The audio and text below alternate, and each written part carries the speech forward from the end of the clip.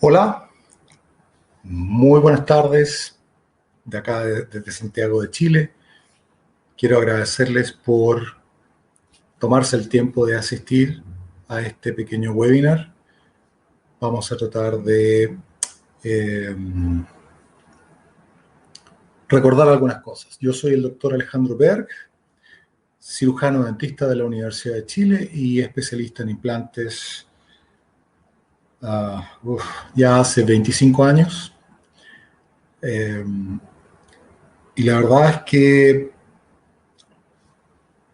nuevamente les agradezco por asistir porque tenemos un grupo de seminarios, básicamente serán 4, que nos llevarán desde este seminario que son las bases, tanto anatómicas como fisiológicas y fisiopatológicas, hasta la utilización de los implantes para la técnica DIVA, elevación de seno e implantes inmediatos. Nos vamos a dar unos segundos más para que la gente se termine de conectar. Tenemos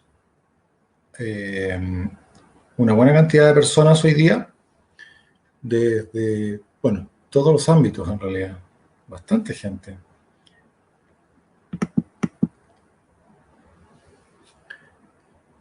Les voy a contar un poco más de mí.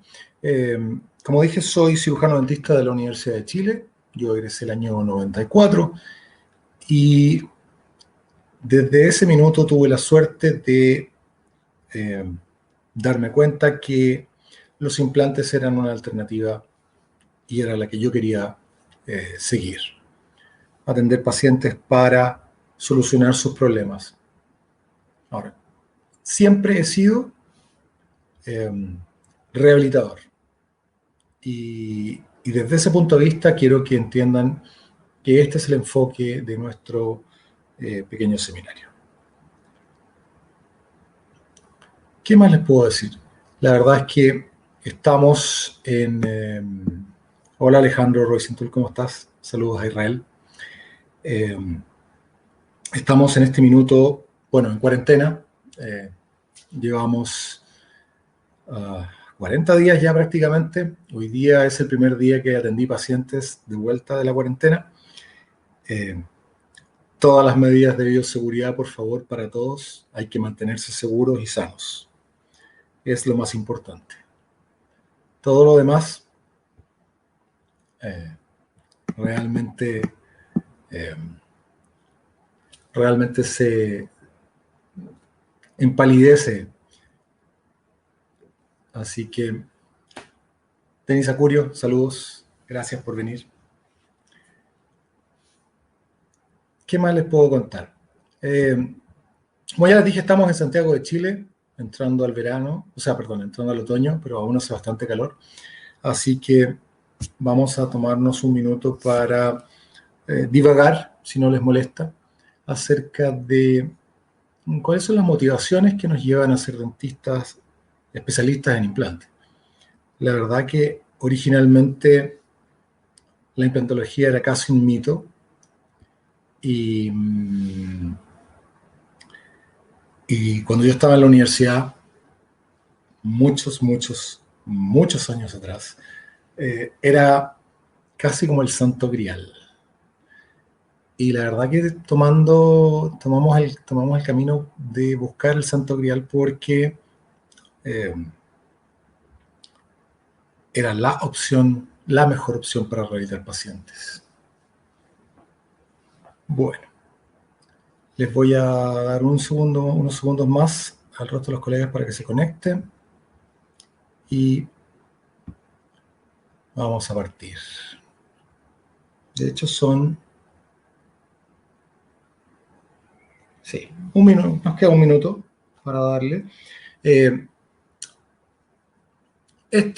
Quiero que por favor entiendan que estos son las bases. Estos 4 webinars son la condensación de un curso de 2 días en el cual nosotros introducimos a los colegas desde los puntos básicos hasta los avanzados en la técnica viva, a fin de que puedan solucionar sus dudas y atender a sus pacientes, entendiendo que toda técnica tiene ciertas limitaciones, pero conforme pasen los seminarios se van a dar cuenta de las aplicaciones de la técnica, lo cual será importante para todos nosotros. Bueno, tenemos prácticamente... Oh, mucha gente. Ok.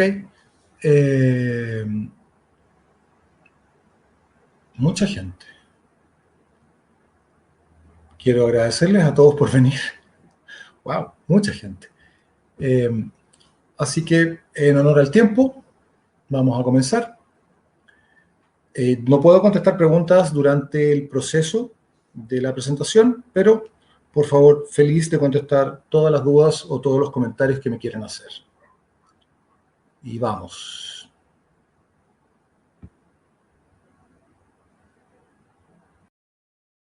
Sean ustedes muy bienvenidos a Paltalk Academy. Este webinar es Elevación del seno maxilar de la A hasta Diva, parte 1 de 4, las bases. Yo soy el doctor Alejandro Berg, cirujano dentista de la Universidad de Chile y rehabilitador sobre implantes ya hace 25 años. Y en esta pequeña charla de 1 hora sentaremos las bases tanto anatómicas, histológicas como fisiológicas para el desarrollo de las técnicas de elevación del seno maxilar. Nuevamente, muy bienvenidos. Si necesitan contactarme, en esta imagen están mis correos electrónicos y mi teléfono WhatsApp si necesitan cualquier cosa en forma directa. Siempre dispuesto a ayudar, siempre dispuesto a conversar. Gracias. Yo soy, antes que todo, rehabilitador oral. Y desde ese punto de vista, evalúo a mis pacientes. Todo paciente desdentado, aunque esté rehabilitado, será un paciente con secuelas. Y mi enfoque es paciente rehabilitado con la menor cantidad de secuelas posibles.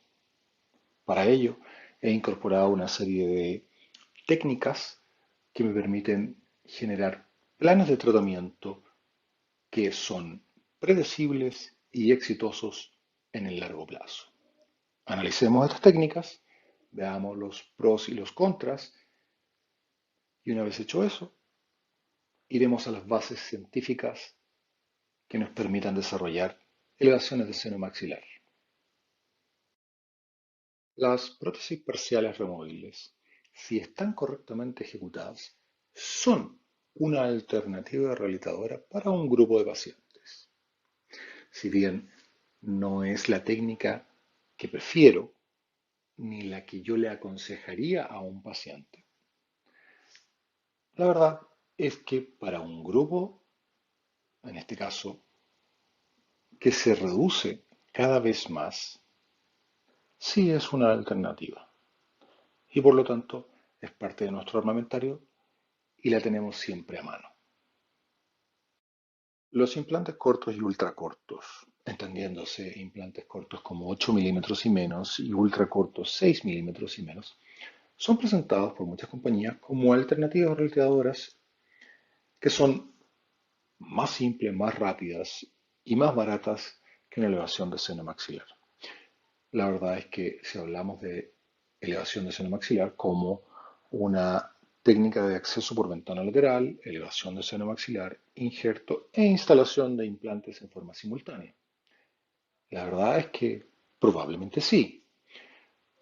Y si bien todos hemos visto reportes de éxito de largo plazo, también hay reportes longitudinales que muestran que en conjunción con situaciones de riesgo como hueso de mala calidad, como el que vemos en la zona posteromaxilar, tienen mayor tendencia al fracaso. Ahora bien, hay estudios que muestran que implantes de 10 milímetros o menos y no importa la zona de instalación, fracasan más que implantes más largos. Los implantes mesioangulados son una alternativa a la elevación sinusal porque nos permite utilizar la cortical anterior del seno maxilar sin intervenirla, colocando implantes largos. Esto suena muy bien y la verdad es que es una técnica que yo realizo hace muchos años. Pero toda técnica tiene su trampa y la trampa de este sistema es que todo implante angulado recibe fuerzas de tipo oblicuo cuando está en función oclusal. Estas fuerzas de tipo oblicuo inducen cargas rotacionales sobre los tornillos y pilares protésicos. Esto a su vez genera micromovimiento y el micromovimiento produce microinfiltración. La microinfiltración, como todos bien sabemos, genera un cuadro inflamatorio crónico alrededor de la plataforma protésica del implante. Y esto induce la pérdida ósea a nivel crestal, pudiendo llegar a instalar un cuadro de patología periimplantar. Esta radiografía es un caso personal y ese implante Paltop que está ahí está reemplazando un implante Interpor que yo coloqué hace 24 años. El implante fracasó y debió ser reemplazado. Ahora, tengan a bien saber que si ustedes deciden generar una rehabilitación que tenga un cantilever distal, están acrecentando las fuerzas rotacionales sobre el implante distal y fuerzas traccionales sobre el implante mesial. Es muy factible que el implante mesial soporte la tracción, como pasó en este caso, pero también es muy factible que el implante distal fracase por sobrecarga. Implantes pterigoideos. Los implantes pterigoideos tienen como objetivo el eliminar los cantilevers distales o ser puntos de anclaje de prótesis fijas plurales en general. Ahora, habiendo dicho esto, el implante pterigoideo debe atravesar la tuberosidad maxilar, el proceso piramidal del hueso palatino e insertar su porción apical en el proceso pterigoideo del hueso esfenoide. Esto, realizado sin cirugía guiada, es bastante complejo. Ahora, con cirugía guiada es absolutamente lograble y el resultado es muy bueno. Estos implantes han demostrado tener larga vida útil, ser una alternativa a la elevación de seno maxilar en forma real. Pero como ya dije, todos los implantes angulares tienen mayor pérdida crestal por las razones que ya explicité en la imagen anterior. Ahora, habiendo dicho esto, tenemos que tener en consideración que la mayoría de los implantes pterigoideos que se instalan probablemente no son implantes pterigoideos y terminan siendo implantes tuberales, es decir, puestos más mesiales y más verticales y por lo tanto en un hueso que es de una calidad mucho menos de lo que realmente esperábamos, lo que puede tener injerencia en la viabilidad de largo plazo de la rehabilitación. Implantes cigomáticos. Esta alternativa muestra implantes que pasan a través del seno maxilar o lateralmente a este para insertar su porción apical en el cigoma. Tienen un buen índice de supervivencia de largo plazo. Son muy complicados cuando hay una infección. Naturalmente presentan valores mayores de profundidad del sondaje y esto podría inducir en el largo plazo algún tipo de patología periimplantar. Pero la verdad es que este tipo de implante es altamente invasivo. Y además, las opciones protésicas no son las mejores.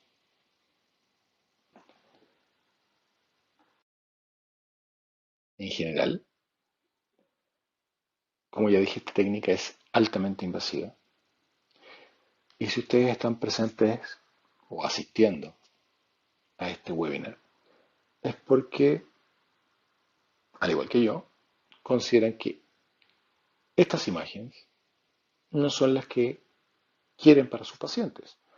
Estas imágenes no son de una cirugía personal, son tomadas de una compañía que preconiza los implantes cigomáticas. Esta específicamente es una técnica extramaxilar y aún así vean las complicaciones durante la cirugía.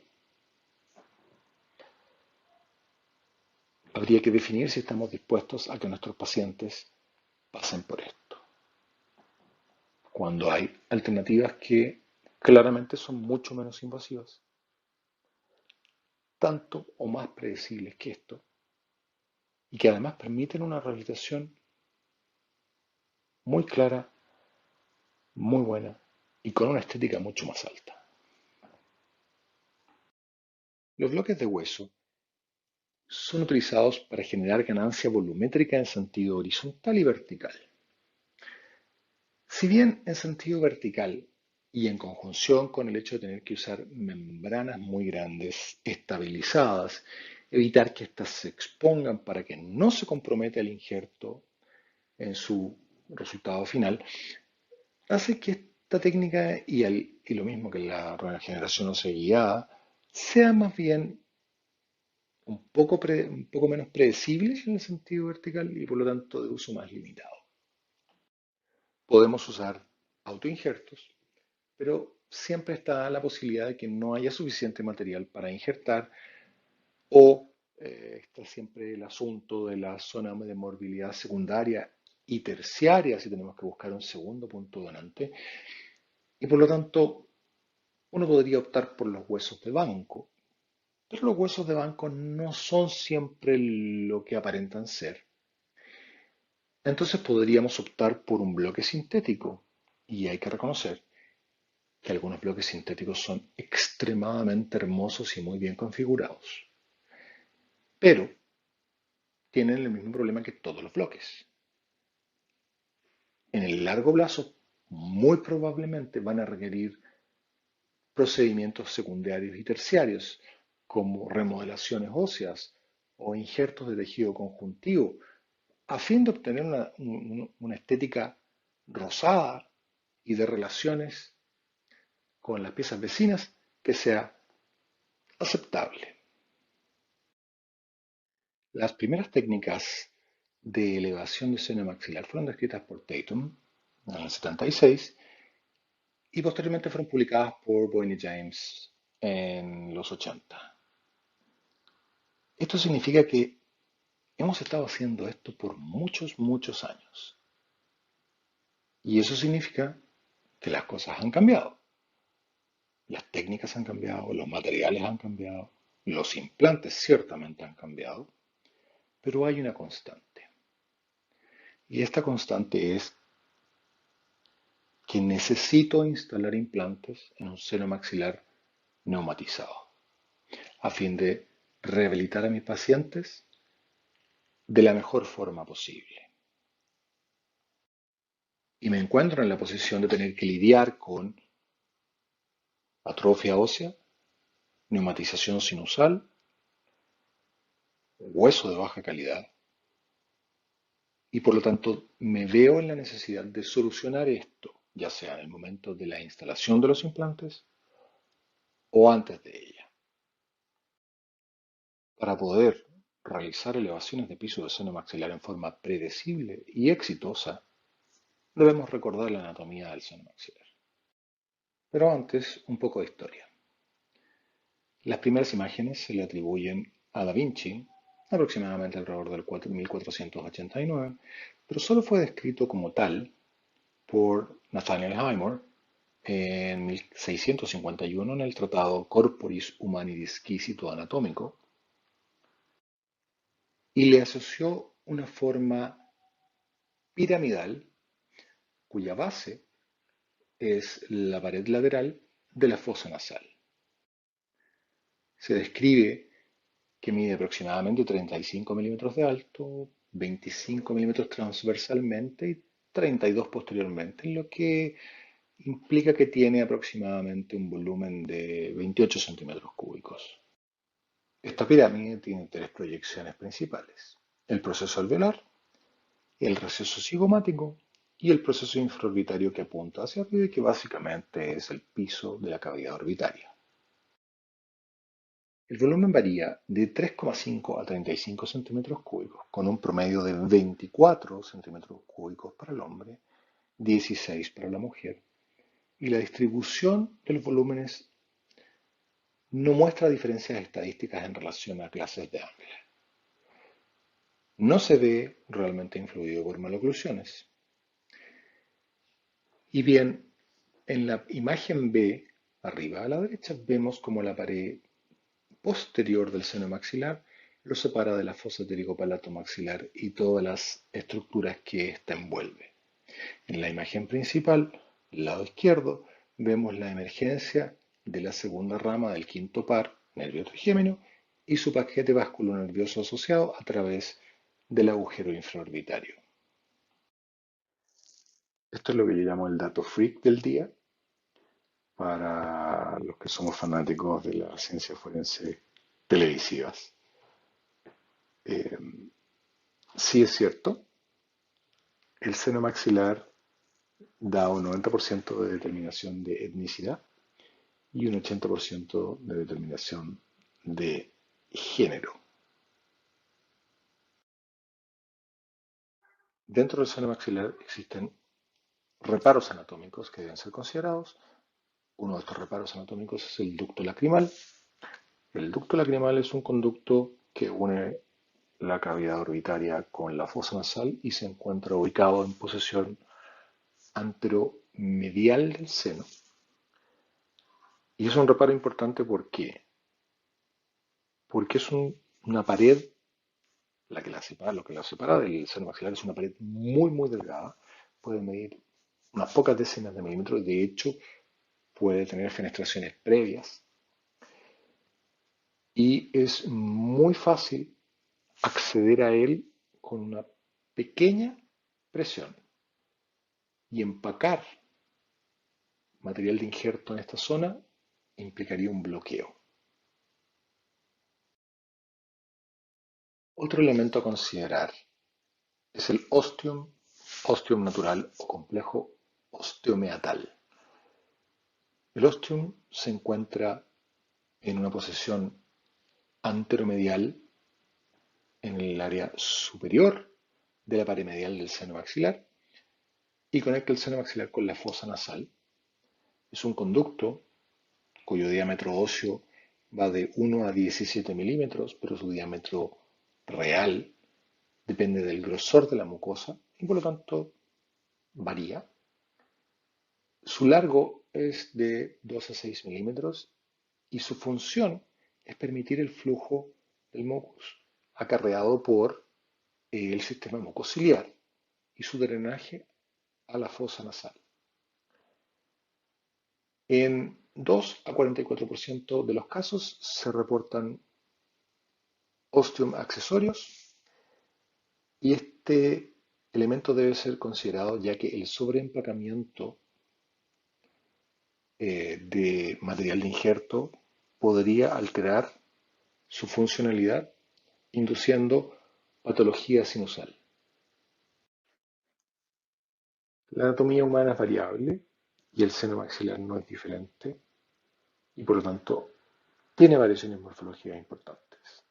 Desde la aplasia sinusal, que es muy rara, la hipoplasia sinusal, que tiene una prevalencia de entre 5 y 10% y que como implantólogo agradezco profundamente cuando me toca porque realmente hay mucho hueso disponible para fijar los implantes, a lo menos en sentido vertical. Su opuesto, que es la hiperneumatización, que nos deja con muy poco hueso disponible. Y los casos de hiperneumatización extrema, como el neumatocinus dilatans, que llega a generar problemas estéticos faciales. El neumatocele, que es lo mismo que el neumatocinus, pero sin conservación de las paredes óseas, es decir, con pérdida de las paredes óseas. Y hay otras variables, como el seno etnomaxilar, que tiene una presencia de menos de un 2%. Ahora tenemos que tener claro que la hiperneumatización no necesariamente implica una patología.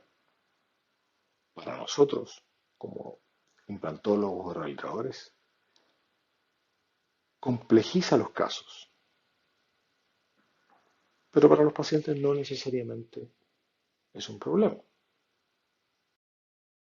La neumatización fisiológica asociada a la edad es considerada el cuarto fenómeno de expansión sinusal. Recordemos que el primero es de las 10 semanas en útero hasta el parto, el segundo del parto hasta los 13 años y el tercero de los 13 años a los 20 o término de la dentición adulta.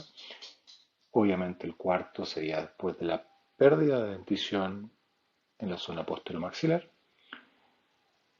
y se considera un tipo de atrofia por desuso, según lo enunciado por la ley de Wolf en 1892. Histológicamente, la neumatización del seno maxilar es el reflejo de un cambio y aumento en la actividad osteoclástica y en la membrana sinusal. Y como resultado de esto, el reborde alveolar desdentado, eh, aunque puede estar anatómicamente conservado, consiste en un hueso de baja densidad. Ahora, si tenemos hueso y reborde alveolar, tenemos clasificaciones. Y a nosotros los dentistas nos encantan las clasificaciones.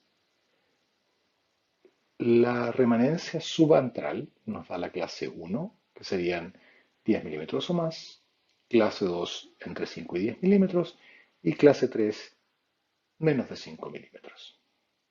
Y el grosor vestíbulo palatino a nivel del reborde en zonas molares se mantiene entre los 3.3 y los 7.4 milímetros, incluso en atrofias extremas, lo que es bueno para nosotros. Esta es una representación gráfica del estudio radiográfico longitudinal post-exodoncia presentado por Charan en el 2008 y lo que hace es básicamente simplificar un proceso.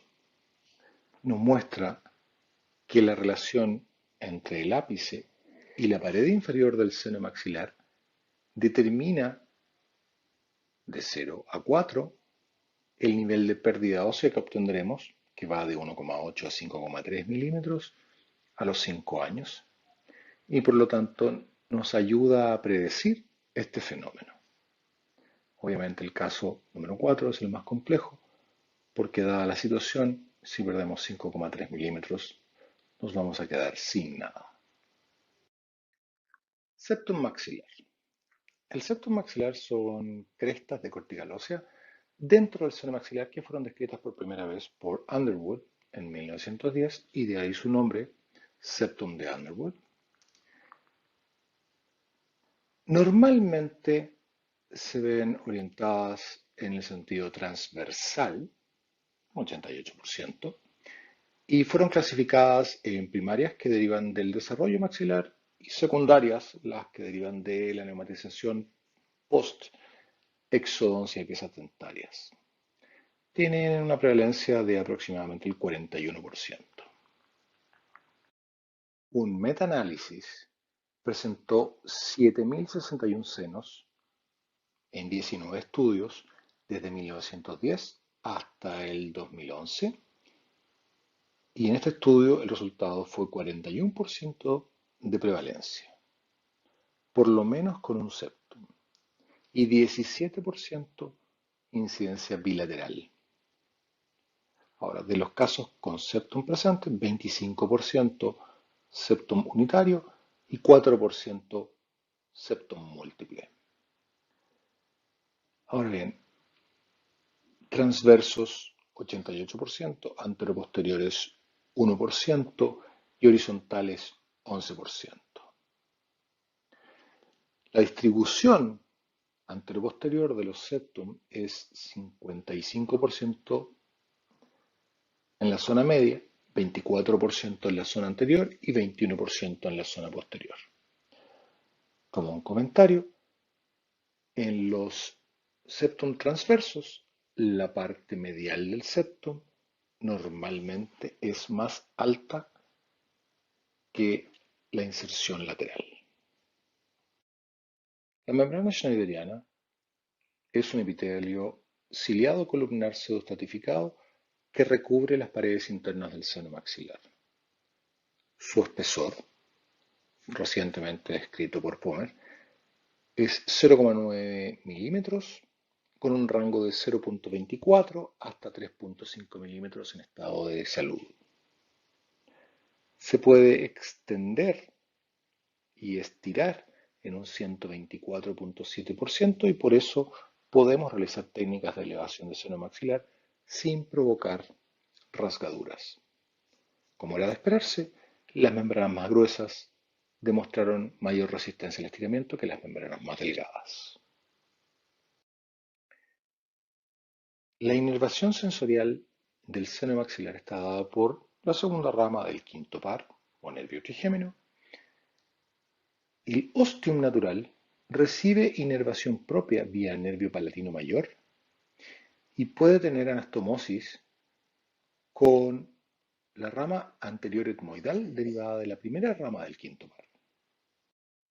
En términos parasimpáticos, en pro de la secreción, se obtiene inervación desde el gran nervio petroso, que es una rama del nervio facial, y las ramas vasoconstrictoras o simpáticas se originan en el plexo carotídeo.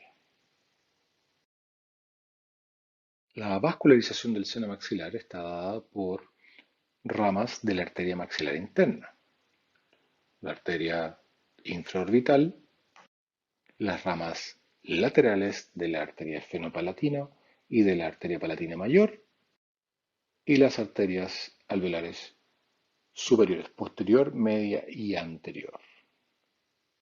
El drenaje venoso corre en lo anterior hacia la vena facial y el plexo pterigoideo, en lo posterior a la vena maxilar, yugular y el sistema dural sinusal. La pared interna del seno maxilar drena a la vena esfenopalatina.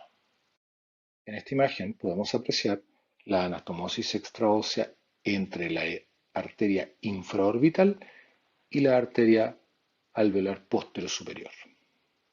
Además debemos recordar que aproximadamente en un 14% de los casos la arteria infraorbital está en contacto directo con la membrana schneideriana debido a la ausencia de la pared ósea que debiera separarla en el conducto infraorbitario. El drenaje linfático está dado especialmente por el plexo pterigopalatino hacia la trompa eustaquio y la nasofaringe, el llamado plexo linfático preauricular. Los ganglios linfáticos principales para los senos maxilares son los ganglios laterales cervicales profundos y retrofaringeos profundos. Hablemos un minuto de ventilación sinusal. Esta se obtiene por intercambio simple de gases y toma entre 5 y 20 minutos cambiar el volumen completo del seno. La velocidad del aire en el seno maxilar respecto a la cavidad nasal es del 1 al 2%. Es bueno hacer notar que la temperatura sinusal se mantiene constante a pesar de los cambios térmicos externos. Vamos a hacer notar que dentro del seno maxilar hay una concentración relativa alta de óxido nítrico. Y este óxido nítrico funciona como un inhibidor para los microorganismos, hongos y virus. Y además es un estimulante de la actividad mucociliar. Se pueden obtener resultados positivos en cultivos obtenidos de senos maxilares sanos entre un 20 y un 100% dependiendo de los estudios. En el lado aeróbico, eh, estreptococo beta hemolítico, normalmente, y por el lado anaeróbico, bacteroides. En general, la mucosa respiratoria siempre tiene algún grado de infiltrado inflamatorio y eso es considerado normal en los tejidos respiratorios. El seno maxilar presenta medios de defensa específicos como el transporte mucociliar e inespecíficos como neutrófilos y macrófagos, como la secreción de proteínas o péptidos que generan un sistema quimiotáctico para células dendríticas y células T, lo que implica un sistema innato defensivo adaptativo en el seno maxilar. La actividad mucociliar es parte de los sistemas defensivos propios del seno maxilar. Las células ciliares representan el 90 y más por ciento de la membrana sinusal y además están presentes las células de Glover, que son las células eh, que secretan mucina a través de vesículas para generar alrededor de 2 litros de mucus al día, que son secretados y evacuados del seno maxilar a un ritmo impresionantemente alto de 6 milímetros por minuto, lo que significa que todo el mucus del seno maxilar se renueva cada 20 o 30 minutos, lo que ayuda a mantener un seno en condiciones de salud. Efectos de la cirugía en la mucosa schneideriana. Vemos entre un 74 y un 90% de engrosamiento de la mucosa en las primeras semanas postoperatorias. De esos, un 4% se convierte en permanente. Funciones del seno maxilar. Esta es una lista clásica de funciones del seno maxilar que uno ve prácticamente en todos los estudios. Y vamos a analizar qué es qué. 1. Humidificar y calentar el aire inspirado. Como ya vimos en imágenes anteriores, toma de 5 a 20 minutos, es decir, hasta 50 ciclos respiratorios, intercambiar los 15 a 35 centímetros cúbicos de volumen del seno maxilar. Por lo tanto, yo diría que no.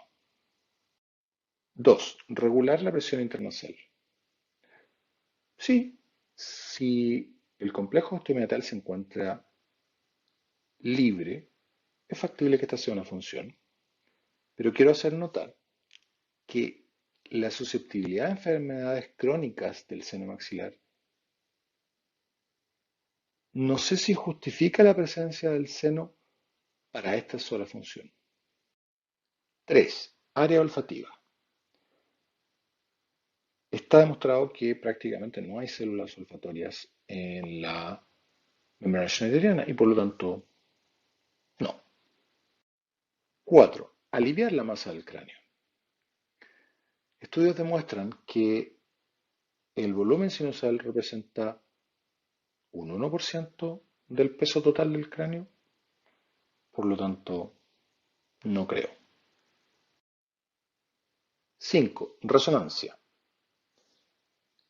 Estudios demuestran que los parámetros espectrales de la voz prácticamente no cambian cuando hay intervenciones sinusales que alteran la arquitectura sinusal y por lo tanto los senos maxilares son malos resonadores y por lo tanto no es parte de las funciones de ellos.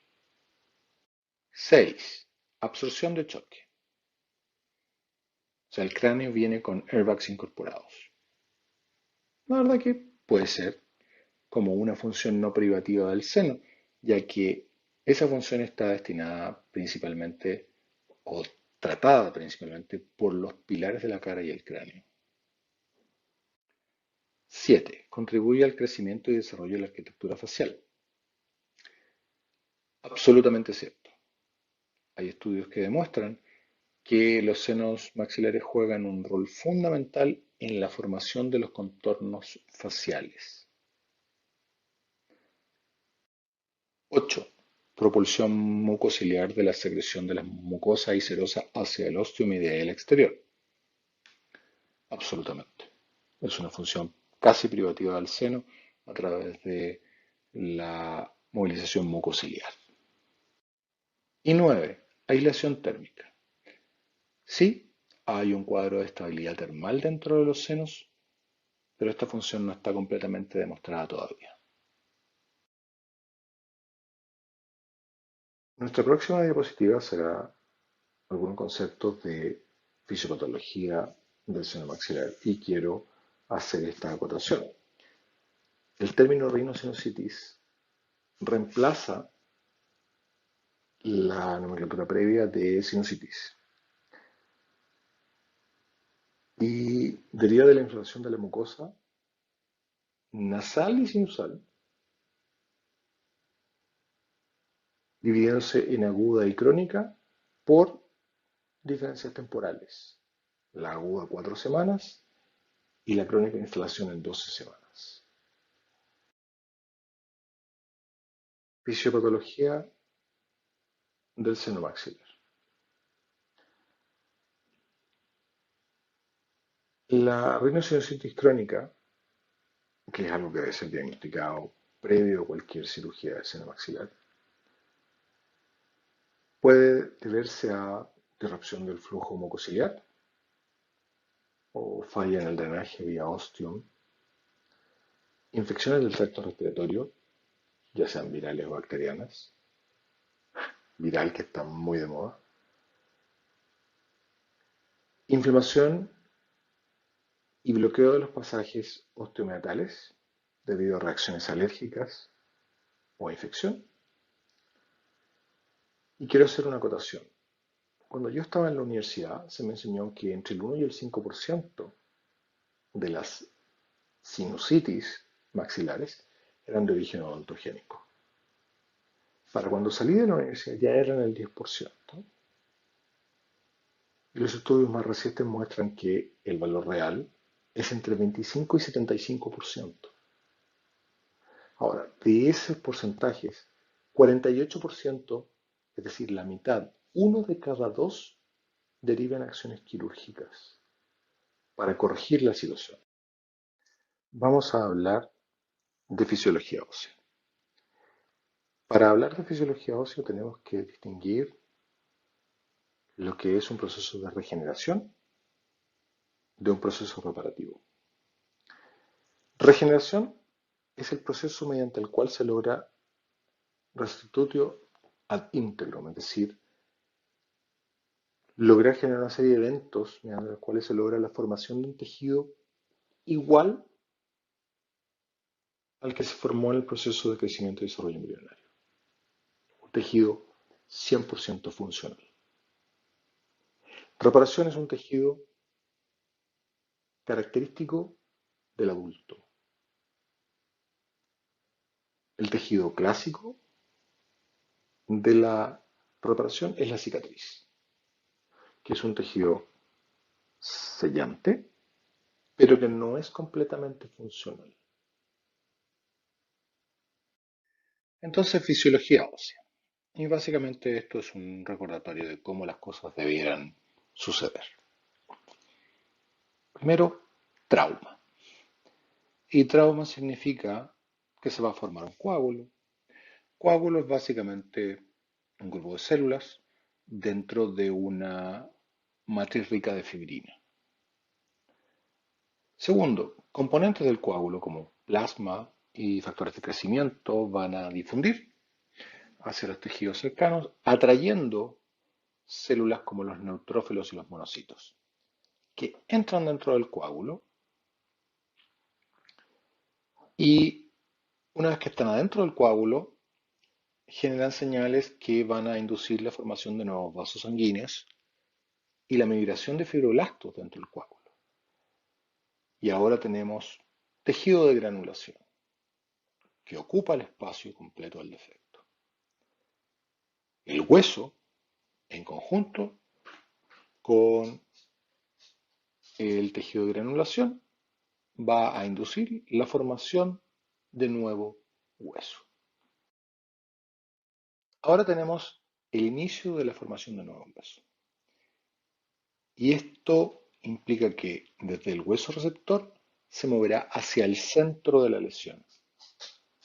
Sin embargo, esto no va a pasar, es decir, no habrá recuperación si el defecto supera el tamaño crítico.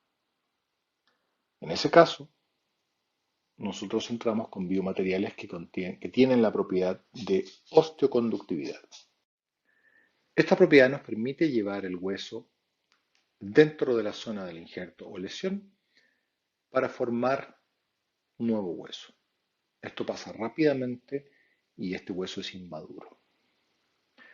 Los estudios muestran que el hueso se formará en proximidad de los vasos capilares y en presencia de un material de injerto mecánicamente estable. Aunque todos los factores que estimulan la diferenciación de las células no están completamente determinados todavía, sí tenemos claro que la estabilidad mecánica frente a una presión hidrostática, ya sea tensión o compresión, va a determinar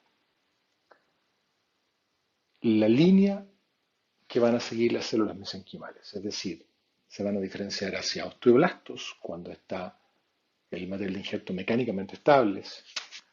Si el material de injerto es comprimido o tensado en forma repetitiva y no está mecánicamente estable, vamos a obtener tejido fibroso, es decir, vamos a formar fibroblastos y bajo ciertas condiciones de compresión, en vez de obtener hueso, vamos a obtener ya sea fibrocartílago o cartílago, que va a ser generado por esta diferenciación hacia los condrocitos. Ok, entonces nuestra neoformación ósea se encuentra en camino. Pero para que esto se mantenga funcionando, necesitamos oxígeno. Y oxígeno significa angiogénesis. Es bueno recordar que la secuencia de eventos endoteliales desde la degradación de la matriz hasta la formación de los capilares funcionales se encuentra actualmente conservada.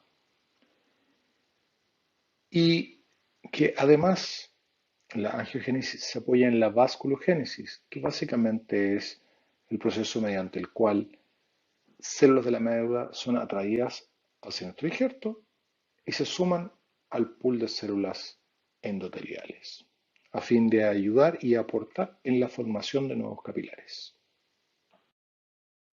Ahora tenemos nuestro injerto instalado, la angiogénesis ha comenzado, la osteogénesis ha comenzado y todo se ve bien, pero tenemos un problema. Oxígeno. No hay oxígeno dentro de nuestro injerto, es decir, hay una situación de hipoxia. Y la hipoxia estimula a los osteoclastos a un proceso catabólico, es decir, de agresión o de intentar reabsorber nuestro injerto. Esto solo terminará cuando haya oxígeno, es decir, una vez que la angiogénesis haya terminado su proceso. Y teniendo oxígeno, cambiamos de un proceso catabólico a un proceso anabólico de formación de hueso dentro de nuestro injerto. Nuestro injerto consolida y estamos listos. O por lo menos eso es lo que nosotros quisiéramos. Pero existe el modelado óseo, que básicamente es el cambio de arquitectura que se produce mediante un desbalance entre la reabsorción osteoclástica y la formación osteoblástica. Es decir, cambios de forma tardíos, modelación ósea. Y existe la remodelación ósea, La remodelación es básicamente el proceso mediante el cual cambia la calidad del hueso por reparación de daños o por cambios configuracionales microscópicos y no afecta la visión total, es decir, la parte macroscópica de nuestro injerto. Es decir, cambios de calidad, proceso remodelativo. Ok, ahora tenemos un injerto totalmente consolidado. Pasamos todas las barreras, lo logramos. ¿Qué pasa ahora? Bueno, según Frost, debemos mantener nuestro injerto dentro de los límites fisiológicos de estrés hidrodinámico, es decir, entre compresión y tracción. Si aplicamos demasiada tracción, tendremos sobrecarga hasta llegar a la sobrecarga patológica y perderemos hueso. Y por el otro lado, si no tenemos carga, eh, entraremos en una etapa de atrofia por desuso y estimularemos un nuevo proceso catabólico y tendremos atrofia o pérdida ósea, que es lo que pasa cuando perdimos originalmente las piezas dentarias. Otra cosa que hay que tener en consideración es que no debemos dejar que la historia, es decir, en el largo plazo, nuestro injerto se vea eh, con una historia plagada de sobrecargas o de subcargas. Ok, en este momento hemos puesto nuestros implantes en hueso vital y cuando esto sucede y los implantes entran en función, la carga funcional se transmite del implante al hueso. Los osteocitos son capaces de leer esta carga y adaptar la cantidad de hueso necesaria para resistirla. Obviamente estamos hablando dentro de límites fisiológicos. Si sobrecargamos los implantes, los vamos a perder. Y si los subcargamos o no los cargamos, vamos a perder hueso. A mayor volumen óseo inicial, hay menor rango de transferencia de carga implante-hueso. Y esto genera la perpetuación del modelo catabólico de reabsorción del injerto hasta que se llega a un equilibrio y se inicia el proceso anabólico. Esto puede llegar a expresar la eliminación completa del material de injerto a nivel cercano al ápice y este ápice puede verse cubierto solo por una mucosa. El uso de materiales parcialmente reabsorbibles va a oscurecer esta visualización, pero la supervivencia de los implantes ha demostrado que el uso de materiales lentamente reabsorbibles o parcialmente reabsorbibles y no el uso de hueso autógeno, el que se reabsorbe rápidamente, da un resultado más positivo en el largo plazo. Gracias a los estudios en regeneración ósea, hemos logrado comprender la gradiente de consolidación del injerto, que es básicamente el estudio o la relación entre la cantidad de hueso y material de injerto relativa a la distancia desde el hueso receptor, y que básicamente nos permite dividir o darnos cuenta que se forma más rápidamente hueso cerca del hueso receptor y más lento hacia la parte más lejana del injerto. Como se esperaría, se forma más hueso cerca del hueso receptor, en este caso usando un injerto de Bayos azul, nos damos cuenta que el sustituto óseo mantiene aproximadamente en forma invariable su volumen, no importando en la región en que esté. No así la nanohidroxiapatita, usada en este estudio específicamente, que rápidamente es reabsorbida en cercanías del hueso y se mantiene o mantiene su volumen más cercano a lo inicial mientras más se aleja del hueso receptor. ¿Eso qué significa? Significa que tenemos hueso nuevo más rápidamente, materiales rápidamente reabsorbibles, cerca del hueso receptor, y no así con materiales de tipo lentamente reabsorbible, como en este caso es el Varius. Este es un pequeño cuadro resumen de las alternativas de selección de material de injertos para elevación de seno maxilar. Y básicamente tenemos el clásico, autógeno, los allografts, los xenografts, que normalmente son de bovino, eh, los alloblasts, que son materiales sintéticos, que pueden derivar de materiales naturales o 100% sintéticos, y se ha agregado en la extrema derecha los factores de crecimiento, eh, materiales de injerto fusionados con factores de crecimiento, como los factores de crecimiento derivados del plasma, o en este caso, en el siguiente cuadro, las proteínas biomorfogenéticas, en este caso la BMP2, materiales que se usan ya hace muchos, muchos años, pero que tienen ciertas contraindicaciones y restricciones. Ya que este curso está orientado hacia la utilización de la técnica DIVA, voy a hacer un resumen de este material de injerto inyectable, que es un fosfato de tetracálcico en una suspensión de ácido hialurónico. Se ha demostrado que el uso de ácido hialurónico, que es un polímero de alto peso molecular, permite una mayor carga cálcica sin la obstrucción de la cánula que se usa para inyectarlo, y le entrega viscosidad interinjerto, lo que permite una mejor modelación y adaptación del injerto en términos iniciales, y además nos permite una consolidación en forma de malla eh, sin precipitación, sin sedimentación, es decir, sin compactación del injerto, lo que nos facilita el rápido ingreso celular, la angiogénesis y la colonización con células osteogénicas derivadas de esta.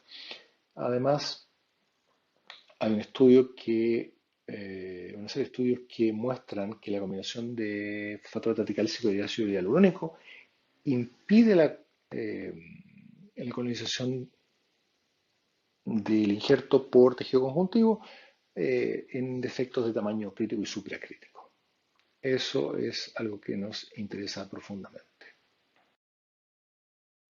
Con esto damos por terminado nuestro seminario y quiero agradecerles a ustedes hayan tenido la infinita paciencia de repasar todas las bases conmigo. Espero verlos pronto en la segunda parte de nuestros 4 webinars que nos llevarán al uso de la técnica DIVA. Nuevamente, gracias.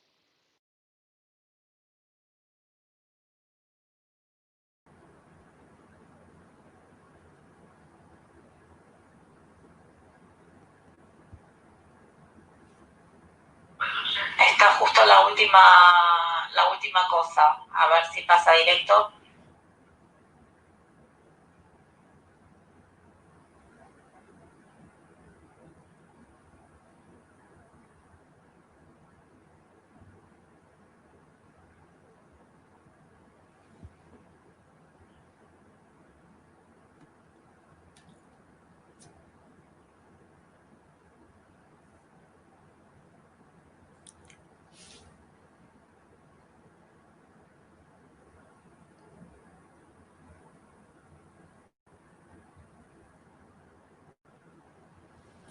Hola, les agradezco por haber tenido la paciencia de acompañarnos en este recordatorio de lo que son las bases de lo que necesitamos para en un futuro poder llegar a realizar en forma predecible y exitosa nuestros levantamientos de seno.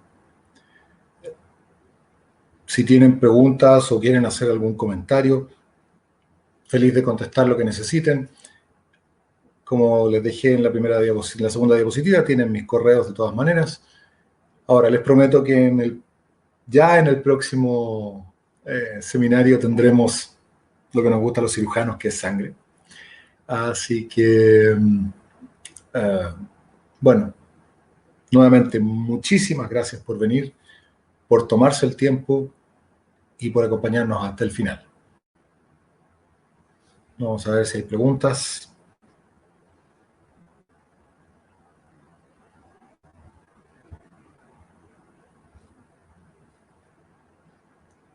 Vamos a ver, vamos a ver. Bueno, mientras tanto,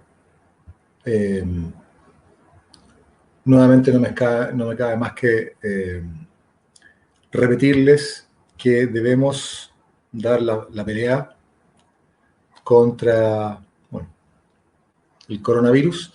Medidas de protección personal, colegas, para nosotros, para nuestro personal, y todas las medidas de prevención, por favor. Y bueno, muchas gracias, doctor Ríos. Le agradezco sus elogios. Espero que sea entretenido. Yo sé que las bases son siempre fomes, son muy poco entretenidas, pero bueno, hay que repasarlas para poder tener de dónde agarrarse para seguir. ¿Cuándo será el segundo seminario? El segundo seminario, bueno, este mismo se repite en inglés el día miércoles, y lo más probable es que la próxima semana ya tengamos el segundo seminario, que es planeación, prevención y complicaciones, y con algunas sorpresillas por ahí.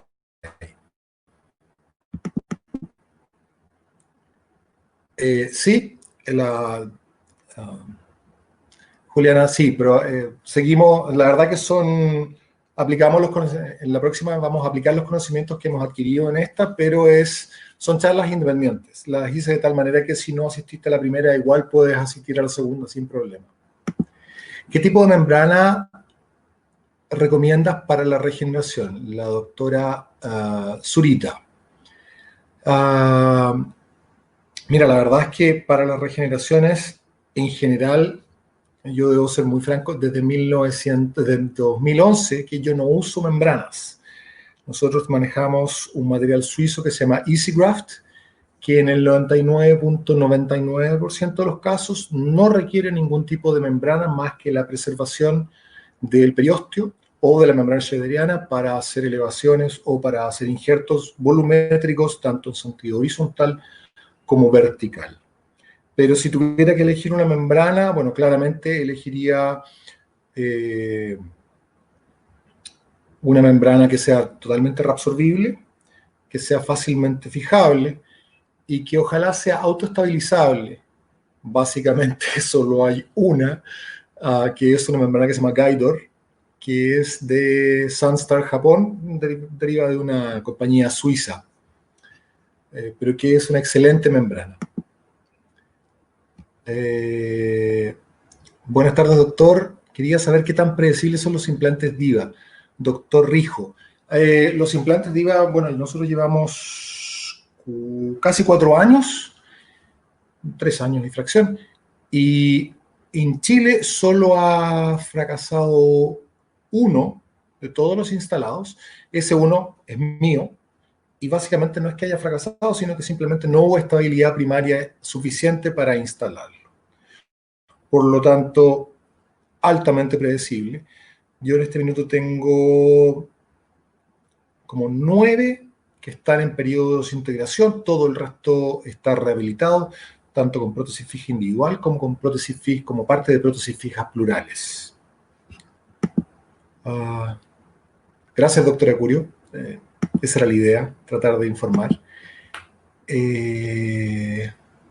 Bueno, los seminarios, por favor, recuerden que van a estar libres on demand en Paltalk Academy, así que si quieren revisar cualquier duda o cualquier cosa, les recomiendo mucho el seminario del doctor Ava en términos de complicaciones. Lo encontré muy, muy bueno.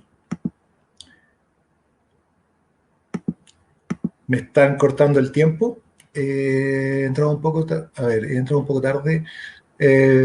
¿Será que puedo volver a esta charla? Sí, puedes verla, doctora Zurita, puede verla on demand. Ahora, PRF, la verdad es que no tenemos necesidad de usar ni PRF ni BMP. BMP ni siquiera lo voy a mencionar porque ya hace 4 años que la Sociedad Norteamericana de Espina Dorsal emitió un comunicado que recomendaba tener mucho cuidado porque muchos pacientes habían desarrollado lesiones de tipo oncológico cuando habían sido intervenidos con proteínas biomorfogenéticas. Ahora, el PRP es algo totalmente diferente. Usé PRP, PRF, PGRF, pero la verdad es que, como ya dije, nosotros en nuestra clínica usamos EasyGraft de lo que era Degradable Solutions, hoy día Sunstar, y no necesitamos, no tenemos necesidad, logramos las regeneraciones que buscamos con este material. Y PRF y PGRF tienen alta eficiencia en tejidos blandos, pero en tejidos óseos, la verdad que por ser hemoderivados, duran lo que dura un hemodderivado. Y por lo tanto, no es algo que tengamos interés en, o mucho interés en hacer. Ahora, en términos cosméticos, lo uso harto. Funciona muy, muy bien. Buenas tardes. Consideraciones imagenológicas que debe tener en cuenta la planificación del levantamiento de senos maxilares. Doctor Jean-Pierre Paucar. Doctor, el próximo seminario parte con consideraciones imagenológicas, ya que es un seminario de planificación y prevención. Le va a llegar la invitación, claramente, pero, a ver, nuestro gold standard debieran ser, y son en este minuto, tanto el COMBIN-CT como las resonancias magnéticas, para los colegas que no les gustan las radiaciones ionizantes. Pero les voy a recomendar los COMBIN-CT de imagen o de proyección amplia, más que los que son más acotados, ya que algunas veces quedan algunos elementos anatómicos afuera que hay que considerar, como especialmente el complejo osteomeatal, que por su ubicación anterosuperior muchas veces queda fuera del corte que te manda el laboratorio, si es que tú no tienes máquina, digamos, y hay que estarle pidiendo a los laboratorios que reubiquen los cortes para poder tener acceso a eso. Y la verdad es que esa sería mi recomendación. Otra pregunta.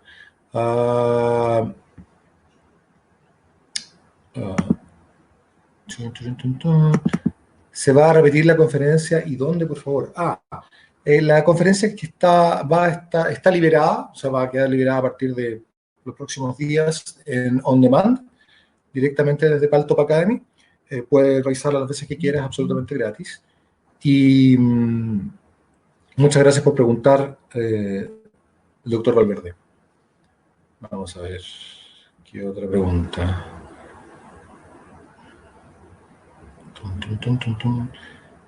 Creo que eso sería. Me parece que estamos.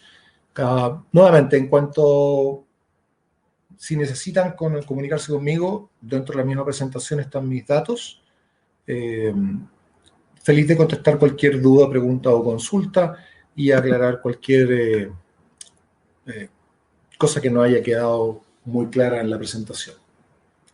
Les agradezco por venir y bueno, tengan a bien presentarse en nuestro próximo seminario. Les vamos a informar con anticipación la fecha del segundo seminario en español. Si quieren ver este seminario en inglés, bueno, va a estar el día miércoles a las 11 de la mañana. ¿Más preguntas? Ok. Nos vemos en la segunda parte y nuevamente, muchas gracias por darse el tiempo de estar con nosotros. Sigan combatiendo el virus. Gracias.